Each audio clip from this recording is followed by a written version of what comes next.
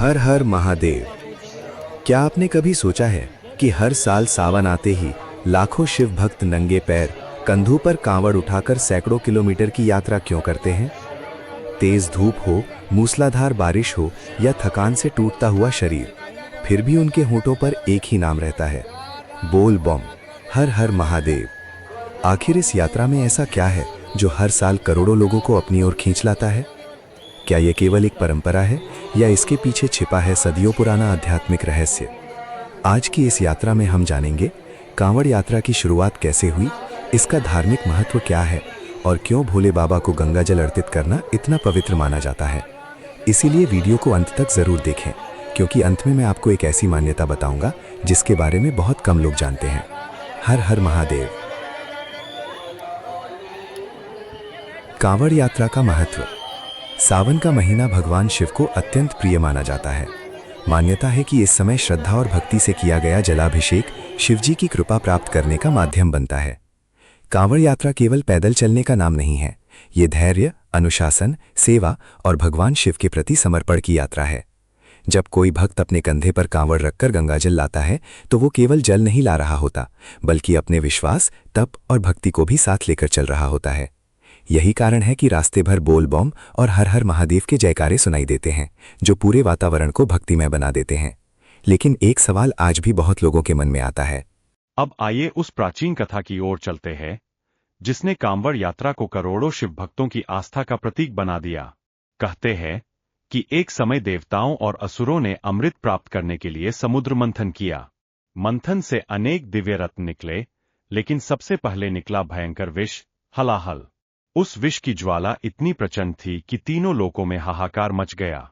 देवता, ऋषि और समस्त प्राणी भयभीत हो उठे। किसी के पास उस विष को रोकने का उपाय नहीं था। तब सभी भगवान शिव की शरण में पहुंचे। सृष्टि की रक्षा के लिए भगवान शिव ने बिना किसी स्वार्थ के उस विष को अपने कंठ में धारण कर लिया। माता पार्वती ने अपनी दिव्य शक्ति से विष को शिवजी के कंठ से नीचे नहीं उतरने दिया। तभी से भगवान शिव नीलकंठ कहलाए। धार्मिक मान्यता है कि विष की तीव्र ज्वाला को शांत करने के लिए देवताओं ने भगवान शिव का जलाभिषेक किया। पवित्र जल अर्पित करने से उन्हें शीतलता मिली। इसी घटना से जलाभिषेक की परंपरा का महत्व जुड़ा माना जाता है। सावन के महीने में शिवलिंग पर श्रद्धा से जल चढ़ाना इसी भावना का प्रतीक है कि हम भी अपनी भक्ति और प्रेम अर्पित करें। समय के साथ शिव भक्त दूर दूर से पवित्र नदियों, विशेष रूप से गंगा का जल लाकर भगवान शिव को अर्पित करने लगे। धीरे धीरे यही परंपरा कांवड़ यात्रा के रूप में प्रसिद्ध हो गई। आज भी लाखों श्रद्धालु कठिन रास्तों पर चलते हैं। उनके कदम थक सकते हैं, लेकिन उनके विश्वास की ज्योति नहीं बुझती। हर कदम के साथ उनके मुख से एक ही स्वर निकलता है, बोल बम, हर हर महादेव।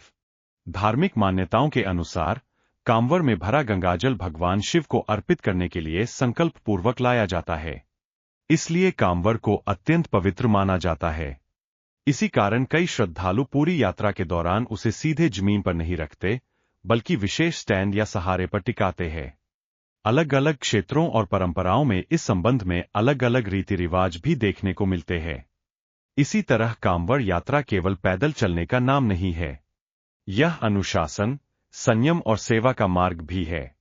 यात्रा के दौरान श्रद्धालु सामान्यतः इन बातों का ध्यान रखते हैं। अपने व्यवहार में विनम्रता बनाए रखते हैं, स्वच्छता और पवित्रता का ध्यान रखते हैं, रास्ते में दूसरों की सहायता और सेवा करते हैं, गंगाजल की पवित्रता बनाए रखने का प्रयास करते हैं।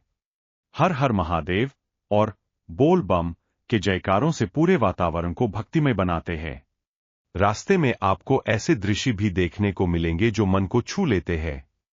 कहीं निःशुल्क भंडारे चल रहे होते हैं, कहीं लोग कांवड़ियों के पैरों की सेवा कर रहे होते हैं, तो कहीं छोटे छोटे बच्चे हाथ जोड़कर यात्रियों का स्वागत करते दिखाई देते हैं। यही कांवड़ यात्रा की सबसे बड़ी पहचान है, सेवा, श्रद्धा और एकता। यह यात्रा हमें सिखाती है कि जब उद्देश्य भगवान शिव की भक्ति हो तो रास्ते की कठिनाइयां भी साधना का हिस्सा बन जाती है। लेकिन एक और सवाल अक्सर पूछा जाता है, क्या कांवड़ यात्रा का फल केवल वही व्यक्ति प्राप्त करता है जो स्वयं पैदल चलता है, या सच्ची श्रद्धा रखने वाले हर भक्त पर भोले बाबा की कृपा होती है? हर हर महादेव।